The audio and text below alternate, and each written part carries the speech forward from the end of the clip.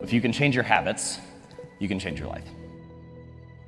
For many of the habits and behaviors that we want to perform, they're gonna take longer than 2 minutes. If you go to the gym, you're not gonna work out for just 2 minutes. But any habit can be started in less than 2 minutes. Everybody wants a transformation, right? Everybody wants a radical improvement, want rapid success. But we fail to realize that small habits and little choices are transforming us every day already.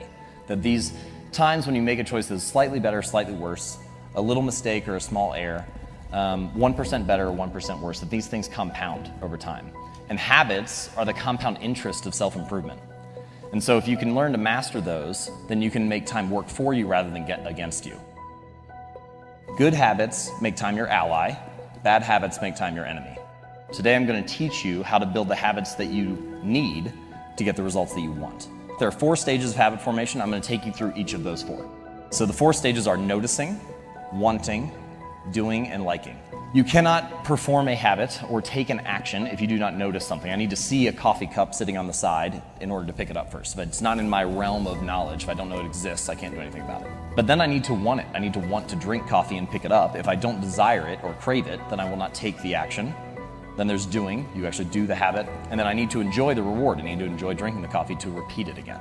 One of my favorite things about noticing, one of my favorite strategies for discussing it, it's called implementation intentions. So one of my favorite studies is about exercise.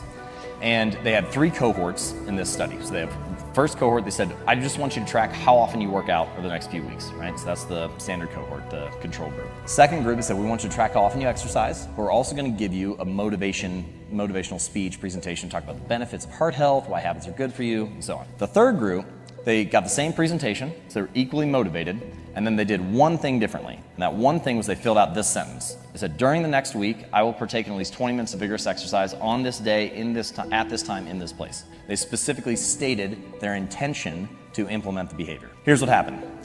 First group, 1 out of 3 of them worked out. Second group, motivation did nothing. As soon as they left the researcher's facility the next day, they weren't motivated. It's like reading a book or watching a YouTube or listening to a motivational speaker and then you forget all about it 20 minutes later. But the third group, the group that had a specific plan for how they were going to implement the behavior, 9 out of 10 of them worked out. So you can increase your odds of success 2 to 3x just by having a specific plan. And this is the insight. Many people think that they lack motivation when what they really lack is clarity. They think that they need to get more motivated, that they need willpower in order to execute on a habit. If I just felt like writing, if I just felt like meditating, if I felt like working out, then I would do it. But in fact, they don't have a plan for it, and so they wake up each day thinking, I wonder if I'll feel motivated to write today. I wonder if I'll feel motivated to work out today. But instead, you can take the decision making out of it by explicitly stating when, where, and how you want to implement the habit.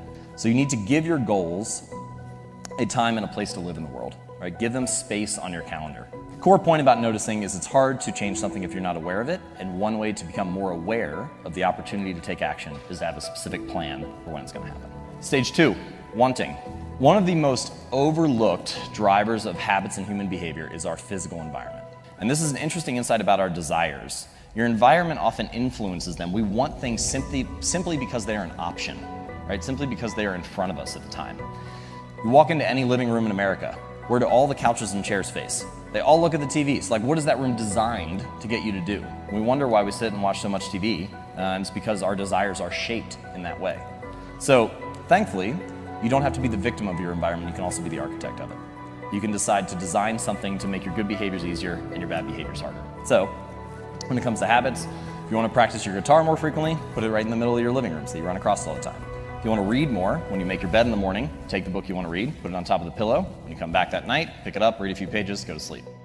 Many of our desires are simply shaped because we have an environment that shapes us in that way. So don't rely on willpower and self-control. It's a lot easier to stick to better habits when you're presented with better options.